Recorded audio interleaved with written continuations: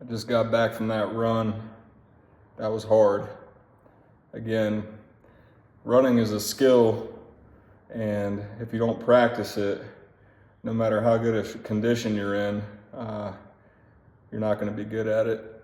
You got to practice it, and it's repetition that gets you better at activities like running, like any other skill. But let's see how I did here. I'm trying to find my history. I'm not used to this watch. Here we go. All right, went 2 miles, 22 minutes and 48 seconds total time. That's funny. That's slower than I used to be able to run a 5K when I was half my age. I'm 43 now, and when I was 22, I ran a 5K. It's the only race I've ever run, and I ran that in 22:30. So now at 43 years old, unpracticed, my 2 mile time is slower than my 5K time in my youth.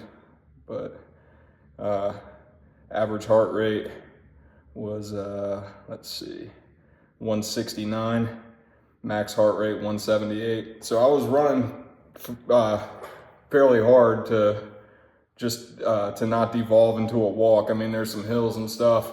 And so my goal was not to keep my heart rate under a certain amount. It was to keep myself at a pace that could be considered running or jogging, no matter what my heart rate was. And I had to work pretty hard to do that. So I don't know what the optimal frequency is going to be, or what days are going to be optimal. It's going to obviously have limited adaptability and recovery ability. And I've been devoting, I don't know, the past probably two years, a little more than 2 years, for the most part, just to high intensity strength training and using all my body's resources to recover from and adapt to that. So I've been steering clear of running for the most part. There was a brief time period in 2023 around this time of year that I was thinking about running a 5K, and I started training for it, and I trained for it for several weeks. I mean, I was probably over a month I trained for it, and my times were coming down, but I gave up, and I just decided that I wasn't going to do it. So I stopped training for it, and I haven't really run but maybe twice since. So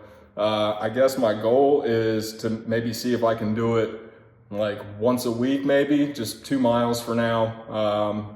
I'm probably going to stick to doing it now that I'm doing this ideal routine and breaking the body up, upper and lower. I'll probably do it on the days that I do my upper workouts. That way it doesn't interfere with my leg training, my lower body training, or at least I hope it doesn't. It still might, we'll see.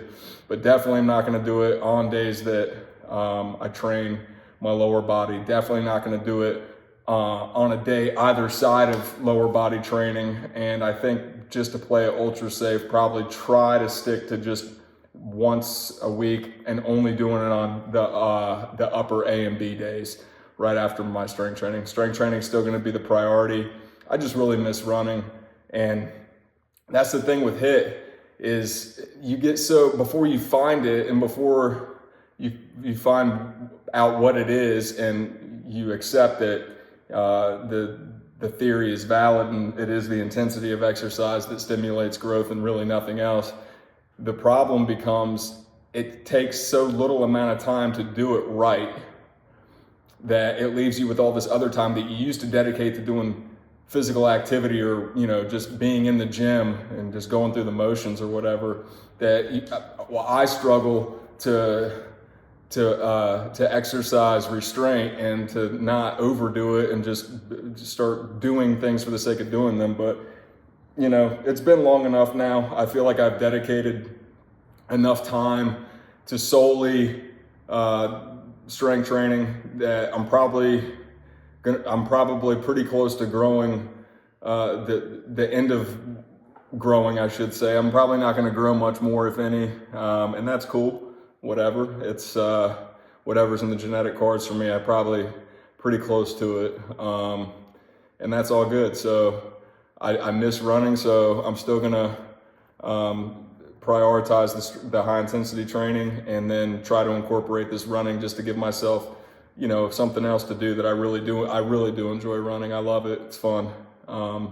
Yeah, but that's it, man. That's all I got for now. I'll catch you guys on the next one.